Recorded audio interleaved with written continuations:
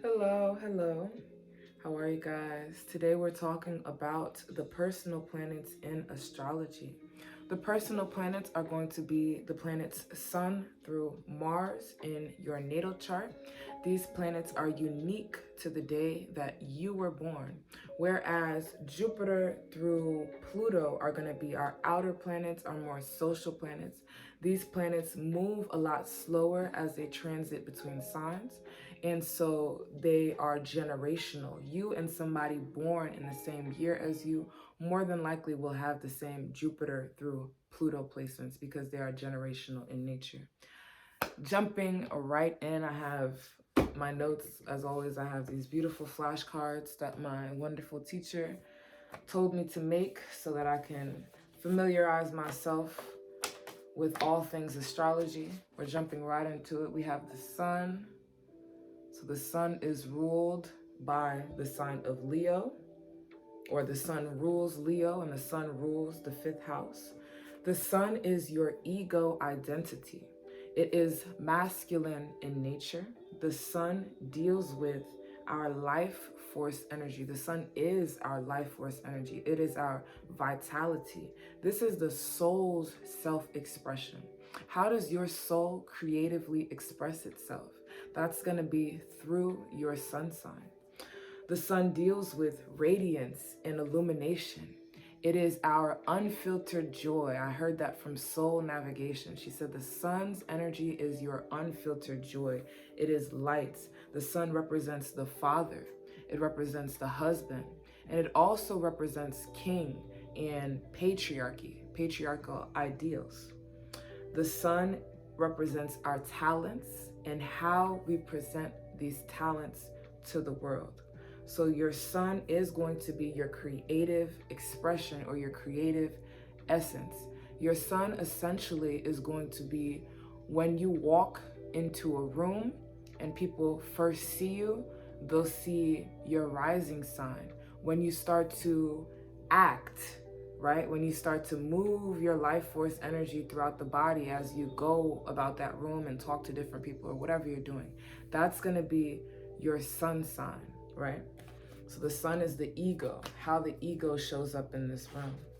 Your moon sign is feminine in nature. It has a feminine polarity. The moon deals with emotional satisfaction, the home, the family. The moon deals with the mother, again, where the sun deals with the father. The moon sign can show us how a person was nurtured or nourished by the mother or people they were close to in the home in early childhood.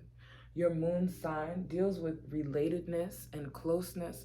And ultimately, your moon sign is going to answer the question of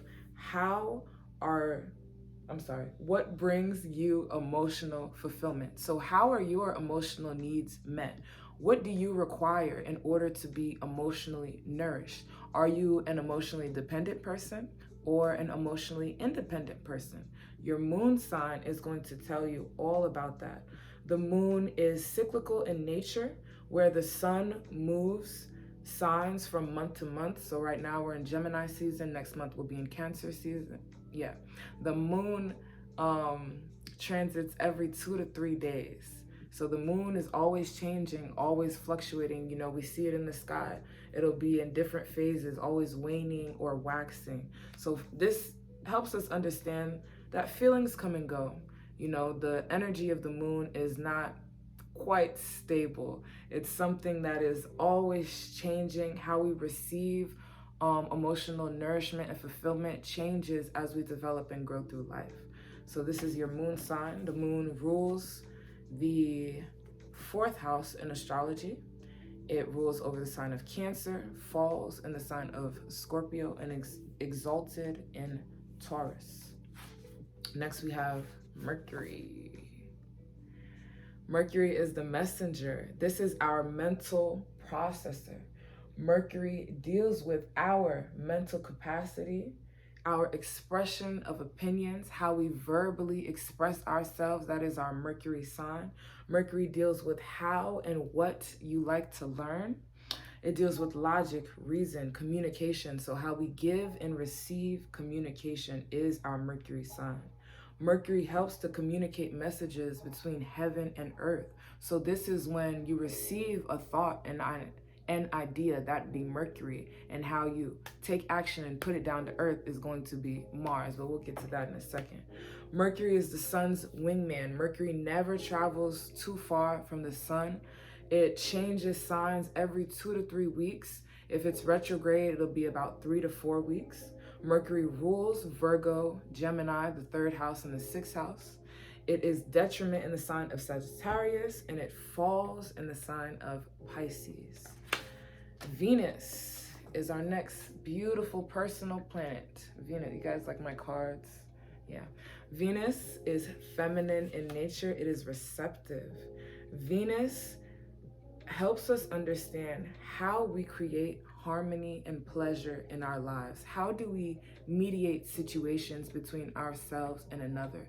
How do we receive cash in our lives? Because Venus represents liquid cash. Venus deals with luxury, pleasure. So how do we comfort ourselves? How do we bring luxury into our lives? These are all questions that Venus asks. Venus rules over how and what you feel, the marketplace. Venus is our love, our relatedness. It is our self-esteem, our self-worth. It rules over your resources. As it relates to Taurus, the second house, it will be your resources and your self-worth. As it relates to Libra and the seventh house, because Venus rules over both, it relates to love, relatedness, our connection with others, how we create harmony and pleasure in our relationship with other people. Venus rules over our social gifts, how we gain and lose confidence, what we value. So Venus is a very, very beneficial planet to all of them, of course, you want to understand them and study. But if you want to learn how to make cash, how to magnetize some things into your life, work with your Venus sign. Last but not least, for our personal planet series, we have Mars.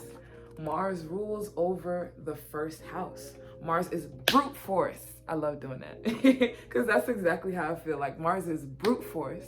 It is action, passion, our sexual energy. How do you express yourself sexually?